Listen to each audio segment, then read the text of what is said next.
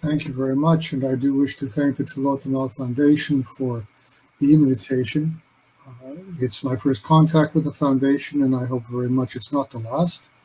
And to thank the other panelists for taking their time to participate, and of course the organizers and everyone behind the scenes. The title of my intervention is Eurasian Energy Geo-Economics and the Future of the International System. I usually begin by giving a gloss or definition of the title. I believe that the future of the international system is self-explanatory, ordinary language. So I will focus the very initial remarks on explicating what it means Eurasian and what means energy geoeconomics. The next slide, please.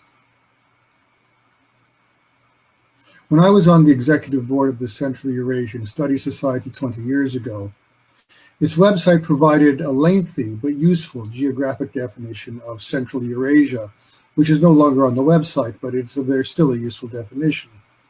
This definition included, and I quote, and you can see on the map that this has been indicated, Turkic, Mongolian, Iranian, Caucasian, Tibetan, and other peoples in a broad area that geographically extends from the Black Sea region, the Crimea, and the Caucasus in the west, through the Middle Volga region, Central Asia, and Afghanistan, and on to Siberia, Mongolia, and Tibet in the east.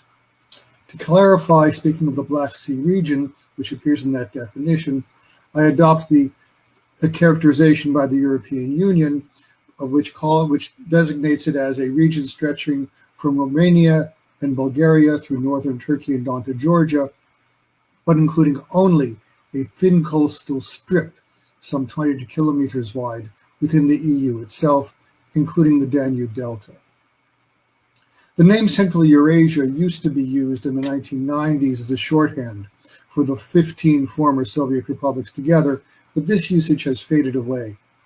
The collapse of the Soviet Union did not assure the eventual geoeconomic consolidation of Central Eurasia, but conditions for that consolidation under a different aegis have been in the process of being established. This has occurred thanks to the confluence of international financial and industrial interest in the region's energy resources, the political will of the United States in particular, and the freedom and rapidity of networked information exchanges made possible by the internet. One of the affiliations that was mentioned for me was a practitioner member at the Waterloo Institute of Complexity and Innovation. I shall be using and invoking ideas and concepts from what is called complexity science.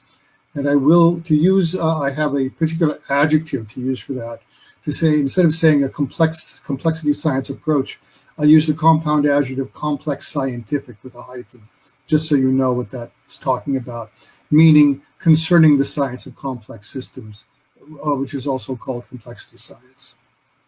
So here, what I will describe to you is the complex scientific evolution of energy geoeconomics in Central Eurasia, with a focus on the Caspian Sea region and its geopolitical extensions since the early 1990s.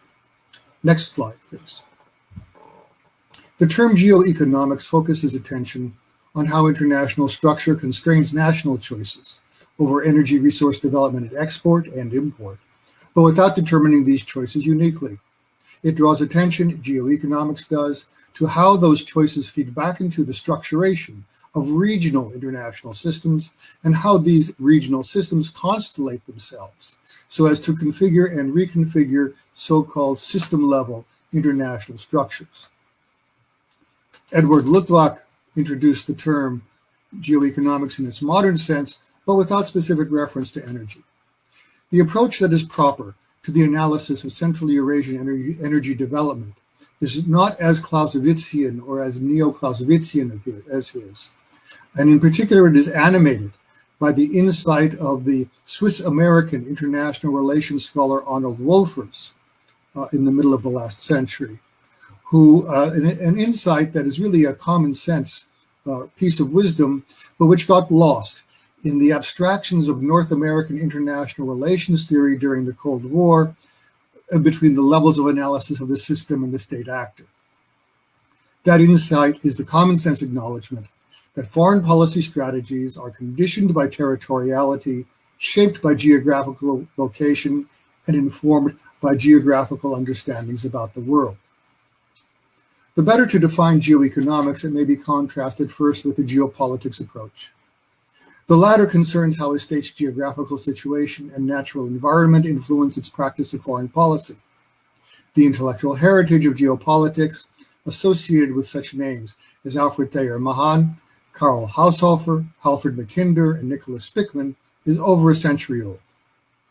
In the last few decades, it has been challenged by a school calling itself critical geopolitics, which seeks to unpack the discourses by which elites and publics construct spaces for political action. This has in turn led to an approach calling itself neoclassical geopolitics that seeks to re-emphasize physical and geographical determinants of international political action, but with a more global perspective and attention to non-state actors. None of these approaches focuses specifically on international energy questions or their particular characteristics. Yet another approach, the so-called resource scarcity approach, identifies three types of energy scarcity. These are demand-induced, supply-induced, and so-called, in quotes, structural. Structural scarcity is really actually supply-induced, but it is triggered by deliberate actions of an international actor, such as a state, a company, or a cartel. This resource scarcity approach draws useful attention to resource nationalism, which is the government's direct participation in the natural resource exploitation on the territory of its own state, often through a national oil and/or gas company, sometimes called a champion. The resource scarcity approach is a useful adjunct to the geopolitical perspective, but the two of them together remain insufficient. They do, however, point the way to the geo-economic approach, which underlines inter alia a state's dependence on foreign sources of energy while taking account of the given country's domestic energy policy.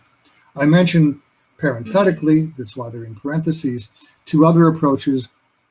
The regional security complex theory is an international relations theory generated by the so-called English School of International Relations theory about 20 years ago. It has not been successfully applied to energy security or energy questions, partly because its typology of security issue areas does not have a way of articulating energy issues, and also because the regional security complex theory does not provide for the embedding or the nesting of regions, which I shall come to as an aspect of complex systems analysis. Finally, in passing, I mentioned the minerals energy complex, which is applied by South African scholars to South Africa. It's really very interesting. It's a sort of a half neo-Marxist, social-oriented, domestic political economy approach. So it's not at all really applicable to international energy security analysis, but it interestingly shares some of the same concerns and approaches, but limits them only to a domestic political system. Next slide, please. The complex scientific evolution of geoeconomic energy networks draws special attention to energy pipeline projects and the networks that they evolve. In the 19th century, the construction of railroads in European states served national authorities as a means for establishing and embedding central administrative power in the countryside.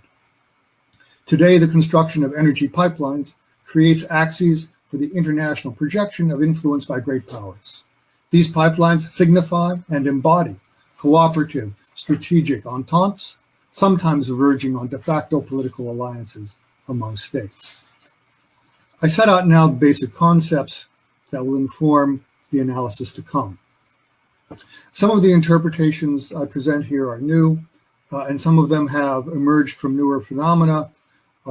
Some of them are older interpretations. I won't give you my own history of how I got to where I am with this, but I will say that it is part of complex scientific epistemology that observations may be interpreted differently according to the scale of analysis, whether you're looking, for example, at Central Asia or Central Eurasia, whether you're looking at what I will call and will define to be Turco-Caucasia, or whether you're looking at Central Eurasia, that observations, the same observations, may be interpreted differently according to the scale of analysis.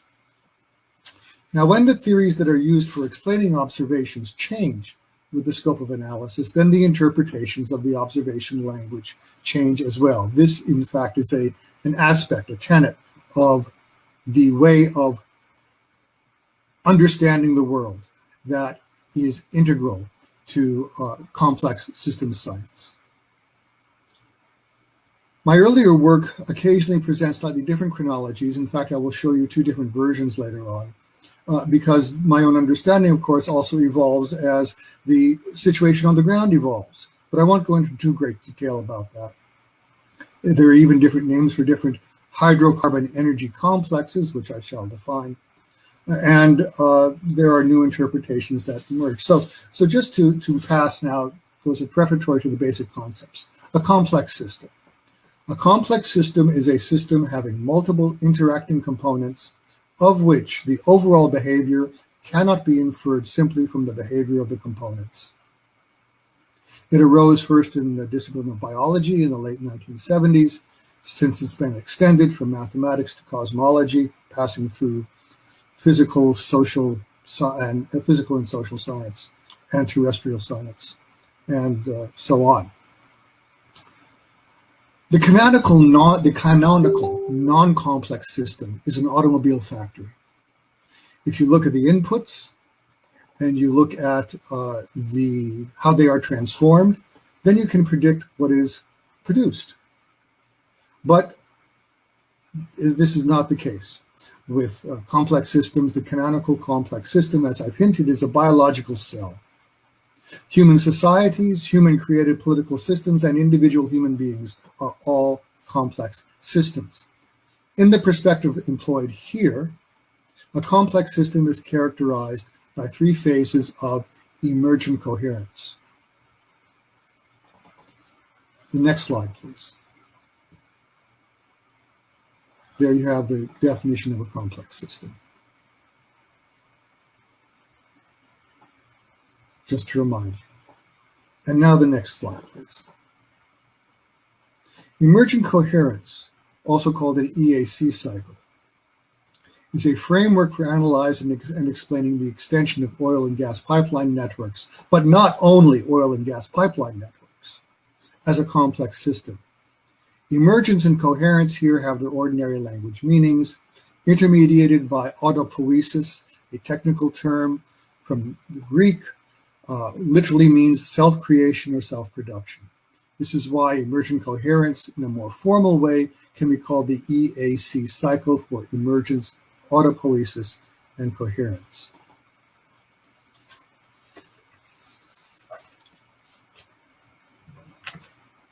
Autopoiesis, I might add, refers to the capacity of a complex system to establish autonomously self-generated goals and to pursue them via an evolutionary adaptation to its environment.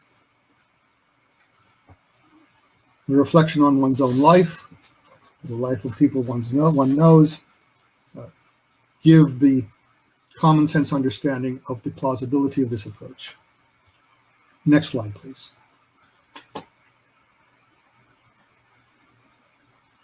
I'm not going to read this slide.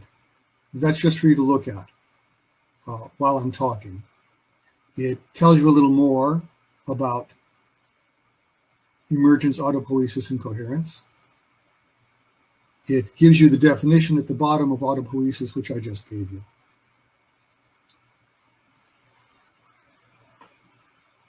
And while you're looking at that, I will tell you that in the application to energy projects, take, for example, a potential pipeline project, is a complex system that interacts with its physical and human environment.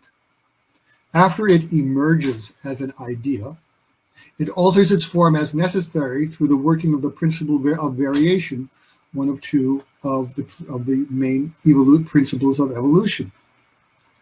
altered forms of this project, originally conceived project, then either survive, such as the evolution of the Baku-Supsa oil pipeline in the South Caucasus into the Baku-Tbilisi-Ceyhan pipeline for oil export, or they fail to survive.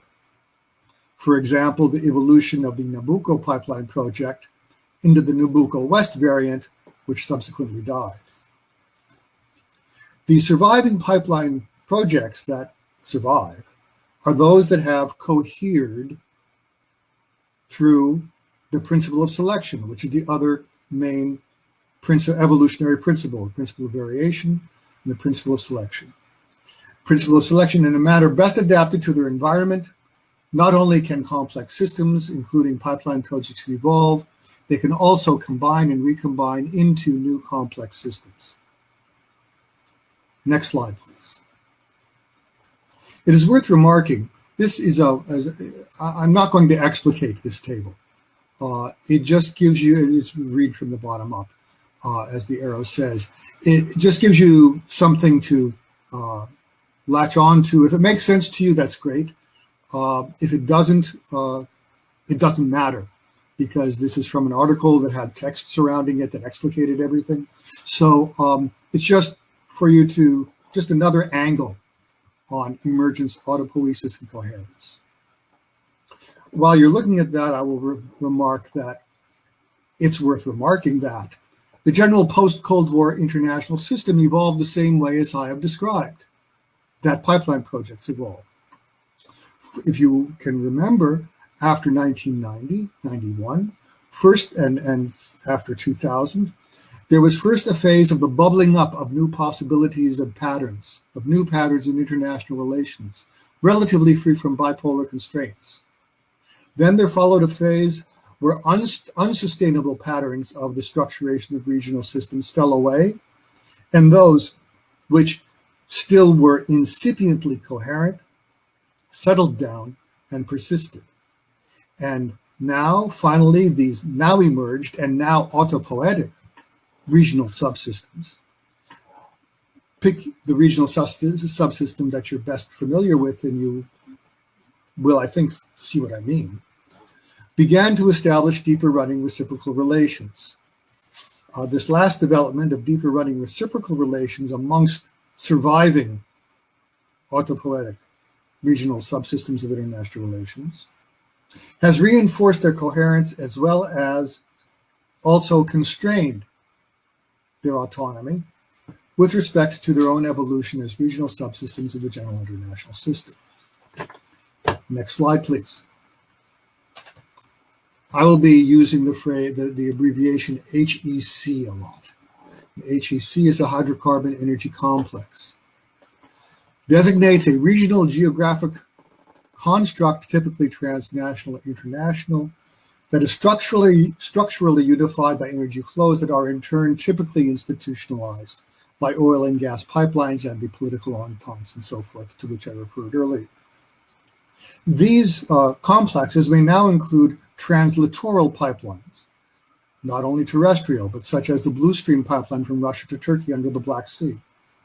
And if they are significant enough for the analysis that one wishes to undertake, it may, and if the energy flows are consistent and constant enough, these may even include transoceanic vectors, such as in the case of liquefied natural gas.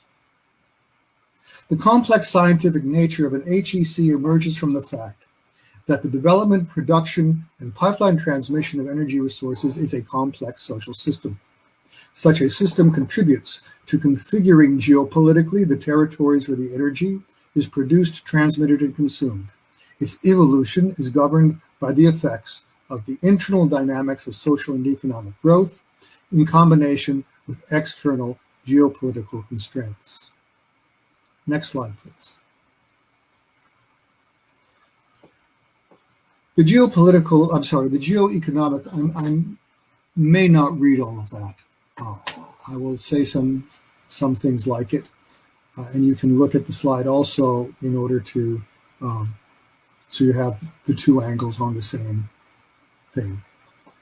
The Geo-Economic HEC, hydrocarbon energy complex approach, considers pipeline networks, which are oil and gas transmission systems, to be complex adaptive systems executed by human agency that transform their human and physical, economic, political, financial, and ideological, or if you wish, cultural environments. Pipeline networks and their associated social systems thus participate in configuring and reconfiguring the geopolitics of the territories where hydrocarbon energy is produced, transmitted, and consumed.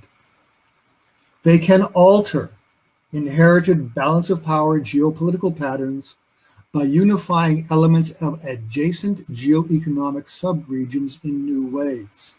They can transform international regions and promote inter-regional restructuring from the bottom up. This is most evident, perhaps, in the Circumcaspian littoral regions in the 1990s and the early 2000s. Recent geoeconomic trends, in retrospect, which seem somehow ineluctable, but which are not predetermined, which were not predetermined, but contingent. These trends argue strongly that the Greater Central Asia region, and its HEC in particular, has expanded into an East Central Eurasian HEC. I will come back to these later with maps. While the Greater Turco-Caucasian HEC has expanded into a West Central Eurasian HEC. The present evolution of the East Central and West Central Eurasian HECs, particularly their emergent interconnections, was not predetermined. And the degree to which it is realized, now and in the future, depends, like their evolution, on human agency, constrained by the international and geophysical environment. This human agency has prevented certain other tendencies of energy geoeconomic evolution over the same period of time. However, the evolution shows an aesthetically pleasing tendency toward unification. Its analysis as a phenomenon is empirically justified. Next slide, please. Nestedness. Remember that the regional complex security theory does not allow for nestedness or embeddedness. Nestedness signifies that every region, such as, take an example, Central Asia, is nested within different scales of analysis. For example, Greater Central Asia. I will give other examples when I come to the end very soon of the exposition of these terms and their definition. I will come very soon to examples, real examples of this. Every region is nested within different scales of analysis, and in turn may nest itself other regions within itself. Next slide, please. For example, Central Asia, which is the 5 former Soviet republics, the newly independent states, you know them. Central Asia is nested within a broader yet well-defined, next slide please, transborder macro region of Greater Central Asia, which is justifiable on empirical grounds, historical, cultural, demographic, which is in turn located within, next slide please, the demographic, cultural, geographic, and historical unity called Central Eurasia, of which I gave you the definition at the very beginning. And so you see that, in fact, Greater Central Asia, which is the dotted outline, intermediates or mediates between Central Asia on the one hand and Central Eurasia. And this is how the nestedness or embeddedness works. Likewise, what I will call very soon Turco-Caucasia what I will call Greater Turco-Caucasia nests, and I will show you a map for that soon, nests Turco-Caucasia within itself and is itself also nested within Central Eurasia as its western component.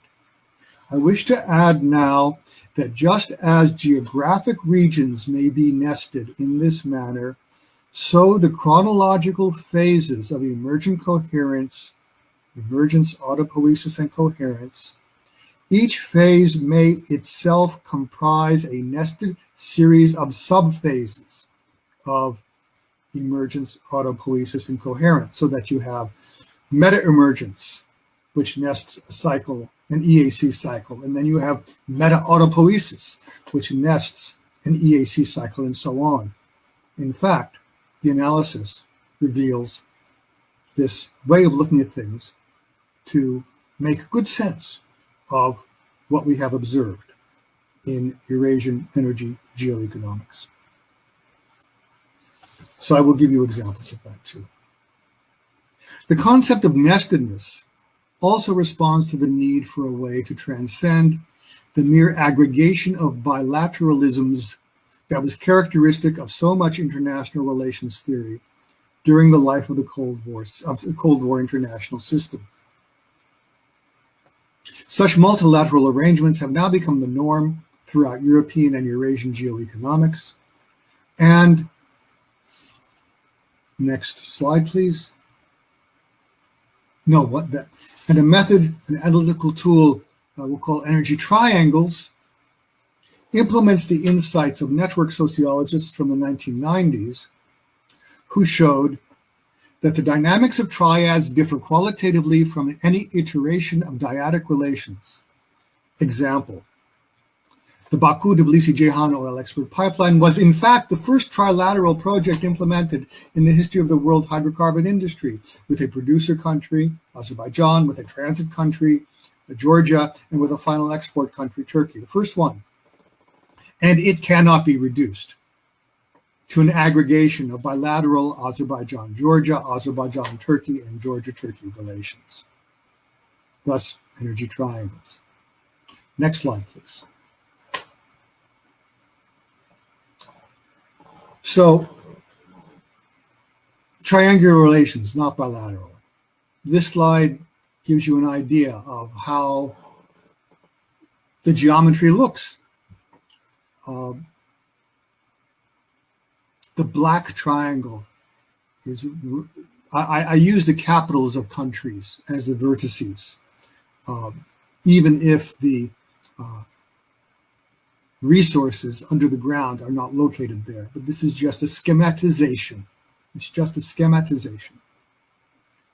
The triangle Russia, Turkmenistan, Kazakhstan that you see there is the basis of the Greater Central Eurasian hydrocarbon energy complex. These are not really analytical slides. These are just to give you a feeling for how things look when this conceptualization is implemented. So may I have the next slide, please? Here's an example of three nested scales of analysis. Three nested scales of analysis, but where the HECs are not nested. The black triangle is Russia, Kazakhstan, Turkmenistan. The smaller orange triangle is a Central Asian triangle at that scale of analysis, which is Kazakhstan, Turkmenistan, Uzbekistan, because in fact, Uzbekistan is a very big producer of natural gas, but consumes most of it domestically. Exports some to China now, along with Turkmenistan.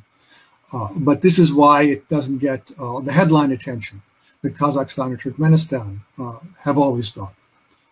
But it's there, and on a Central Asian scale of analysis, it is a player. And the smallest triangle is Uzbekistan, Tajikistan, Kyrgyzstan, which has its own autonomous dynamic, which goes in fact beyond oil and gas, involves hydropower, selling power in the summer and buying it in the winter, things like that. So yet for another problematique, for another set of issues that one may wish to examine at that level, there is such a triangle there. So this is an example of how scales of analysis are nested. And usually, in the cases I gave you before, the HECs that we want to look at are also nested one way or another, but this is an example of how they don't have to be, but that's because each level of analysis is addressing a different problem, which is proper to the scale of analysis. Thank you. Next slide. And I'm afraid this is probably a little confusing, but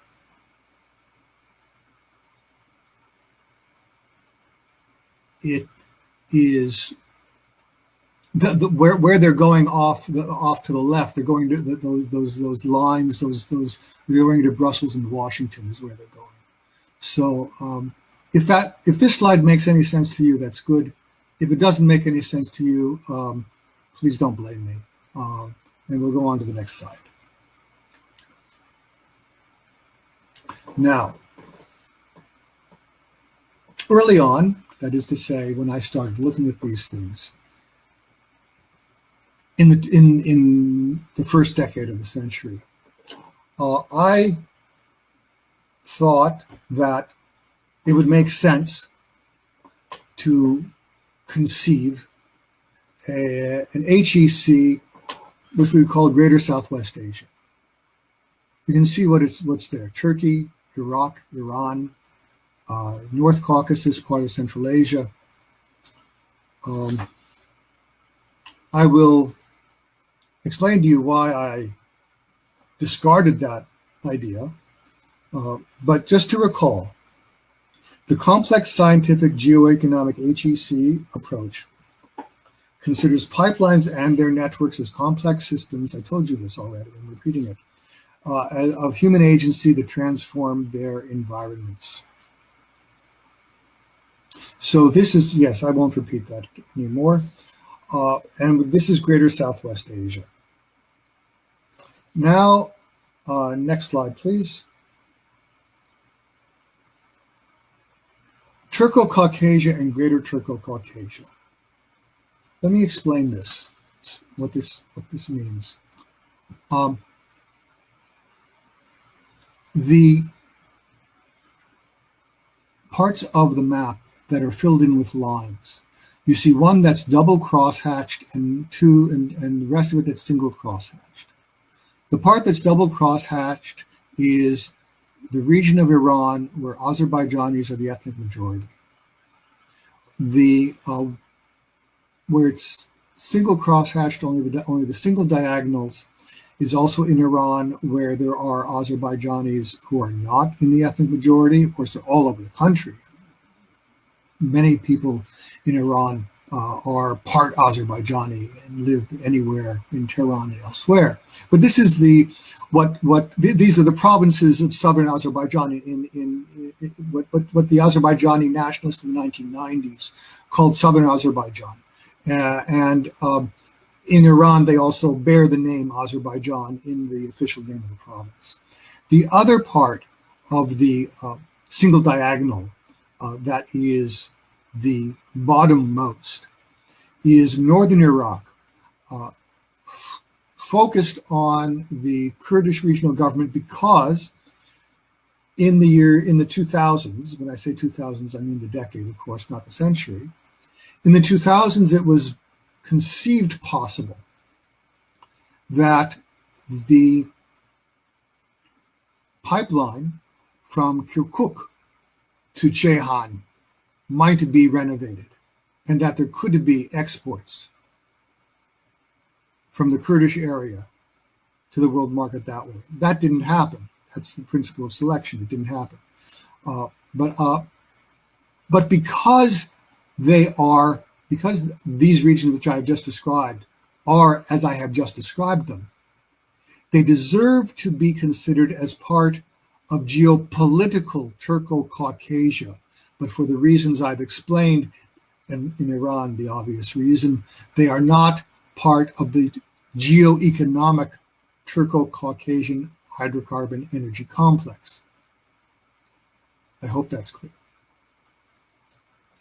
So what is Turco-Caucasia is the outline to the upper right. You have the three South Caucasus countries, part of the Azerbaijan offshore, and the North Caucasus, which goes all the way up on the Black Sea coast to to where the to Tuapse and Novorossiysk, where the Kazakhstan oil exits to world markets, and it includes also Makhachkala and Dagestan on the Caspian Sea coast, and the three South Caucasus countries, and the 6 northeasternmost provinces of Turkey, where, including the province of Erzurum, where the Baku-Tbilisi-Erzurum gas export pipeline terminated, which is now the South Caucasus pipeline and connects into the TANAP Trans-Anatolian gas pipeline, which is part of the Southern Gas Corridor. That's Turco-Caucasia. Greater Turco-Caucasia adds the other piece of Eastern Turkey, because that includes the Baku-Tbilisi-Ceyhan pipeline. It includes an extension, not across the Anatolian Peninsula, but an extension of the Baku-Tbilisi-Erzurum pipeline, and a number of other reasons why this can be justified. This might be a good time for me to mention that one of the epistemological premises, requisites of a complex systems approach is that for a concept such as I've described to you to be considered valid, it must correspond in every detail with the situation on the ground, which is why the concepts themselves may evolve, but also it's my way of suggesting to you that there is really a very great justification for including this part of Turkey and not that part of Turkey, for including not going further north in the North Caucasus and so on. This is based on minute inspection of the actual evolution of the pipeline networks. And as I say, it's a conceptualization and it's a schematization. It's a sense making, because if you look at the pipelines themselves, there's too much variety. It doesn't. It's hard to grasp in a gestalt in a whole way. So this is a conceptualization and a schematization. So I think I have just described to you Turco-Caucasia and Greater Turco-Caucasia. I will conclude on that. Yes, I just summarized some of the text that I had here. The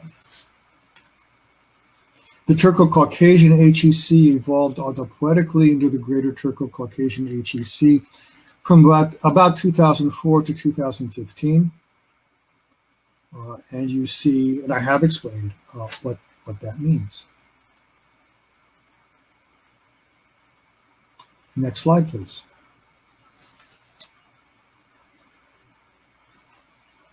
Central Asia and Greater Central Eurasia. I've mentioned that the Central Asian HEC is the 5 Central Eurasian states. The Greater Central Asian HEC includes much of the eastern North Caucasus that is not part of the Greater Turco-Caucasian HEC. It includes southern Siberia, western Mongolia, Xinjiang, and a little bit else. In the middle of the 2000s, when each HEC, if you think of the Greater Turco-Caucasian on the one side of the Caspian and the Greater Central Asian one mainly on the other side of the Caspian, when each of them was reaching its autopoietic stage, remember, emergence, autopoiesis, and coherence, it was intended that an extension of the Nabucco gas pipeline project, which would have gone to Baumgarten, Austria, from Turkey, taking Azerbaijani gas, it was intended that an extension of the Nabucco gas pipeline project should itself go to Central Asia. This is the famous, well-storied Trans-Caspian gas pipeline. This project points toward the eventual. I use that in the eventual. I use that in the French sense, like it may or it may not happen, but it's also eventual. Knitting together of the Greater Central Asian and Greater Turco-Caucasian HECs and their respective enlargement and their respective emergence.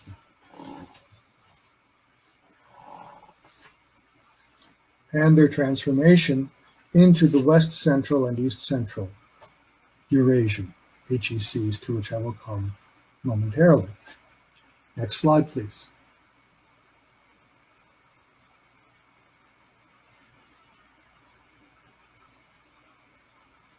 Next slide, please, 3.3.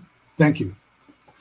Greater South Asia was another concept, like Greater Southwest Asia, that had to be abandoned because the reality did not, because the developments on the ground did not make it a reality. It began to emerge, but it did not achieve autopoiesis, and it certainly did not cohere. This concept could have been elaborated, was elaborated, in the second half of the first decade of this century, when there was a lot more talk today then than there is today about the TAP or the TAPI pipeline, Turkmenistan, Afghanistan, Pakistan, India, when before the Iran-Pakistan-India pipeline fell apart due to, as I am told, the negotiating behavior on the Iranian side, the irregular behavior of the negotiators on the Iranian side, and so on, and other projects. You see also Myanmar is in there. So this could have been an HEC, but it didn't happen. So next slide, please.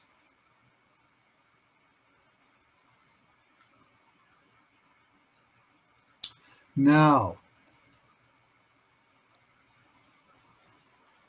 this slide brings together, obviously in tabular form, a lot of what I've been saying. And this was how, let's look at the title, The Energy Geo-Economics Restructuring in Greater Southwest, Central, and South Asia, question mark. Remember, because Southwest Asia didn't turn into Southwest Asia, it turned into Greater Turco-Caucasia. And South Asia didn't cohere. But this is how things looked as a possibility in 2008. And in particular, you may want to pay attention to the chronology. To summarize so far, let's see if yes. What we have are the Greater Southwest Asian HEC, which evolves into the West Central Eurasian, the Greater Central Asian one, which evolves into the Eurasian one, and the South Asian one, which doesn't happen. These dates reflect the geopolitics of the evolution. The Soviet Union began to fall apart in the South Caucasus in the late 1980s. It did not fall apart in Central Asia until almost 5 years later. In fact, for 4 days at the end of December 1991, Kazakhstan was the USSR because Gorbachev had declared the abolition of the USSR in his Christmas speech. Russia had left the USSR, all the other Union republics had left the USSR, but Kazakhstan had not yet declared independence. And then it did. Historical footnote of mild interest.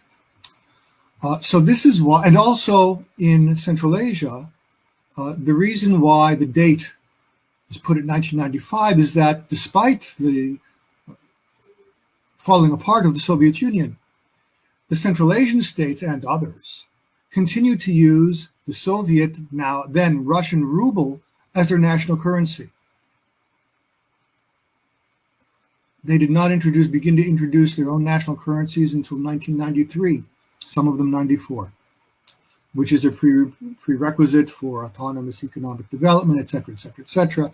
This is why the start point for the emergence, the first phase of emergence for Central Asia, all of that, is put in 1995. On the other hand, as you may well recall, the South Caucasus began to fall apart even before the Soviet Union ceased to exist. You had ethnic conflicts in Georgia. You had the First Karabakh War in Azerbaijan. And so this is why, for the geopolitical aspect of things, I set that date at 1994.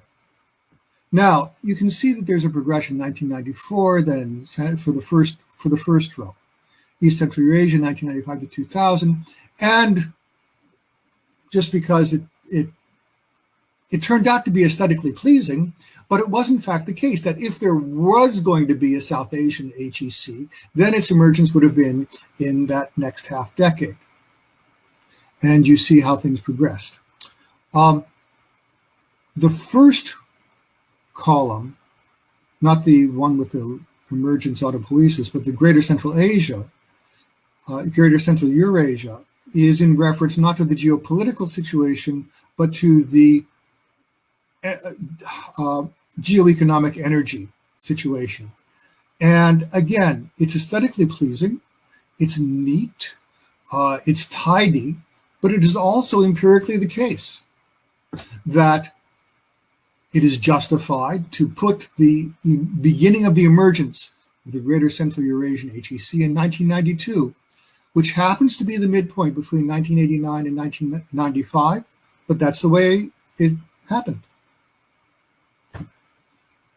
So, and you can see in the first column how the chronological phases become embedded. You have three phases of emergence, autopoiesis, and coherence, which is labeled emergence, but it's meta-emergence if you want. Then emergence and autopoiesis begin again, and then you have the meta-autopoiesis and so on. And these phases, and I don't know why they're 6 years. Every phase is 6 years, 99 to 2004. I'm sorry, 88 to 294, 2016 to 2021. I don't know why. It's just the way it happened. I mean, if one were in natural science, one would speak of a natural law or a law of nature, but I don't propose that here. It's just the way it happened. Maybe there's irregularity. There's something there, but it's not. It can't be explained. It can't be explained. It makes sense. It makes things make sense. But why it's 6 and not 4 and not 8 cannot be explained.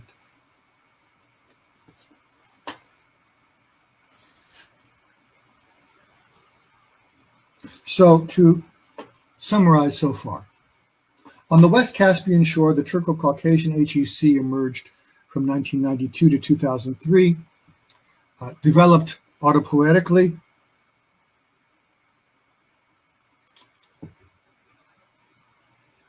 Yes, I will explain in a moment why I'm conflating those. I'm going to pass to the next paragraph because I'll come back to this when I get to the East Central and West Central Eurasian HECs.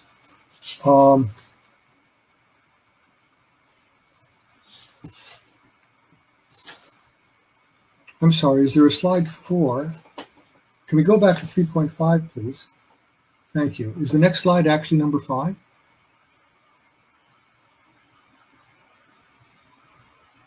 Yes, well, before we go on, it could be that there's no number 4.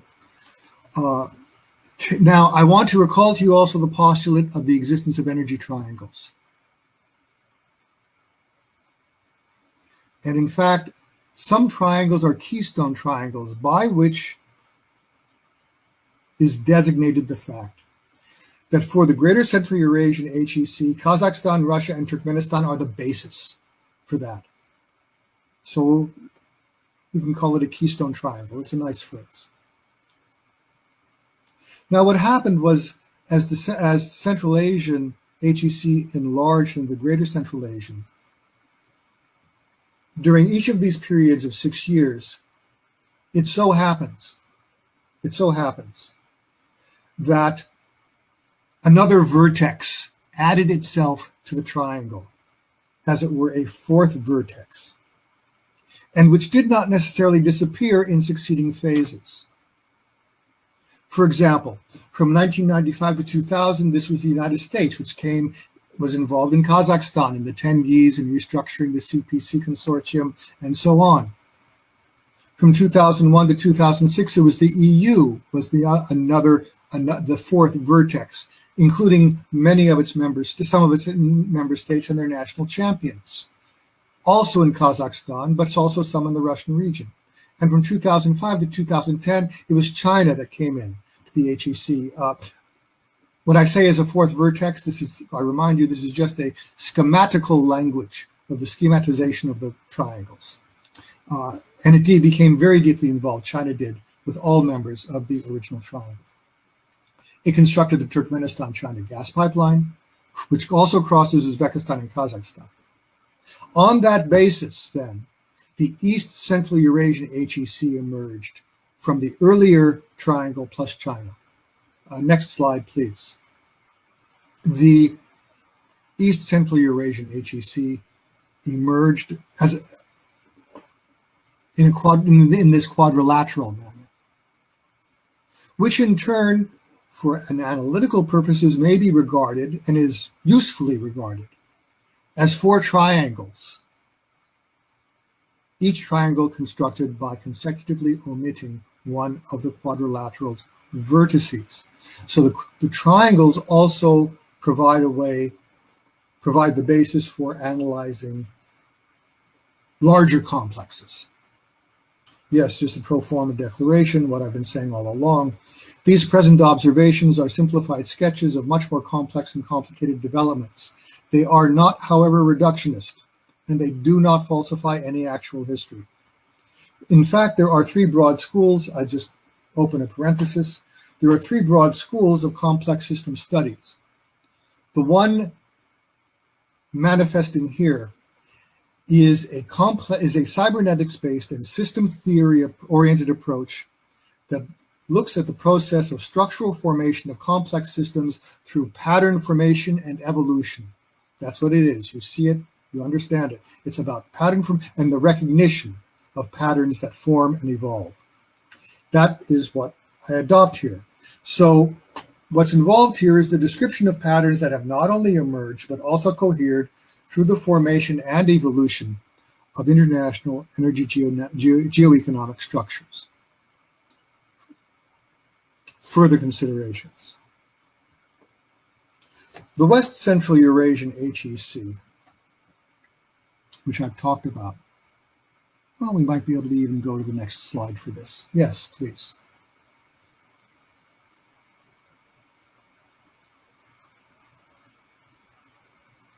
And there you see the triangle I mentioned, Russia, Kazakhstan, the two triangles, the two quadrilaterals. Russia, Kazakhstan, China, Uzbekistan on the one hand, and Russia, Azerbaijan, Turkey, EU on the other hand, because the foundational the keystone triangle for the Turco-Caucasian and Greater Turco-Caucasian HECs is Russia, Azerbaijan, Turkey. And in this case, in the one case, China added itself. In the other case, the EU added itself. You got quadrilaterals, and they turned into the West Central Eurasian and the East Central Eurasian HEC. I call them triangles, but they're really quadrilaterals. They're composed of triangles.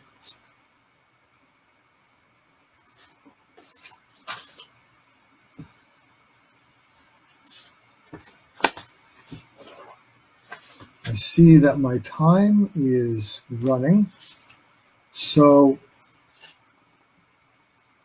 I will leave some things perhaps unsaid. There's a lot more detail about in my notes that I'm looking at about how all of this happened, but I'll skip that. Now, the other part of the title of the talk is the future of the international system. And I'm going to say a few words about that, and it may elicit some comments and questions. In order to understand the future of the current international system, I invite you to consider a complex scientific approach to understanding the evolution, the emergence, autopoiesis, coherence, and transformation, or disappearance, of the Cold War system, which we know fairly well, just because most of us have lived through part of it, or certainly read about it. Don't pay attention to the left column or the right column, unless I ask you to. The right column has Russian because this is actually a slide taken from a talk, a presentation I made to an online conference that was held in Moscow last fall. The left-hand one is full of Greek origin words, only one of which I invented, I underline, some of which you may recognize, but none of which is really important for what I'm going to say, because I'm not talking about the theory of complex systems, I'm talking about the application of complex systems. Those categories are interesting for the theory of complex systems, but that's not what I'm about right now. So you'll see that there are 9 phases of the evolution of the Cold War system. You will see that there are metaphases, reading from the bottom up, of emergence, autopoiesis, and coherence. You will see that embedded in each of those metaphases is an EAC cycle. Those are EAC cycles. They just happen to be given names. One could speak about the autopoiesis of emergence and the coherence of autopoiesis and so on, but they actually have more significant names that signify what happens during the phase. And those are the names that I discovered and applied and labeled on the left-hand column. But like I say, unless you can understand what I'm going to say next without understanding that. The first 3 phases of emergence are not very interesting because, there's the post-World War II, followed by the latest Stalin era, died in 1953, followed by the period up until which, 1953-1956, there was duumvirate in the Soviet Union. You had Khrushchev as party, and Bulganin, where duumvirate only after 1956, and the 20th Party Congress and the anti-desalinization speech that Khrushchev became first among equals, thus also changing, and also various changes in the United States system, because it was the domestic politics basically of the US and the Soviet Union that determined the bipolarity and the evolution of the bipolar system, which is hierarchically ordered, to say the obvious, unlike the one that we have today, which is only partially ordered. During the second phase, a metaphase, which is autopoiesis. I'm sorry, I have to look a little close here. I didn't print out a whole page here. You have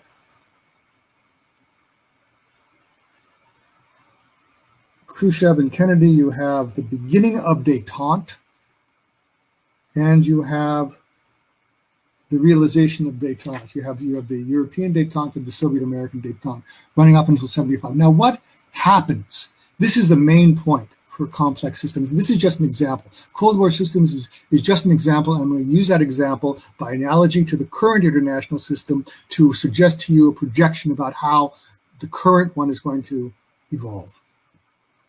What usually happens in the 4th phase, the one that's called teleonomy there, is that the system keeps going the way it evolved during the first 3, just out of inertia, in a way, and because it works. Then, under autopoiesis, in the second phase of autopoiesis, it's called teleopoiesis, which means literally goal projection, or goal creation is what it means. Goal production, autonomous goal production. What usually happens is that the system encounters challenges or threats from the environment to which it must respond, to which it sometimes does and sometimes does not respond. But that means it has to change its modus operandi. It can't keep going on along the old way that it did the first 4 subphases. Then the sixth phase in Teleki is when it comes into its own, where if things work out, it decides exactly what the system is going to do. I'm sorry I'm taking so long. I know I'm over time, but I am reaching the end, and this is really, in a way, the most important part for the projection of the international political system into the future, which includes the role of India. I have a few remarks. I'm by no means a specialist or an expert on India, but I do have a few remarks about India, or perhaps I could save those for later during the questions. The seventh phase is the hardest one.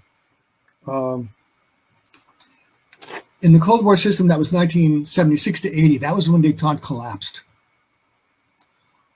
Because the system could not address its new challenges. It went back to its old way. And when I say the system, I mean the international system as a whole. I don't mean the Soviet Union. I don't mean the United States. I mean the system as a bipolar system. Went back to its habitual way of managing its structure that it learned, so to speak, from the beginning.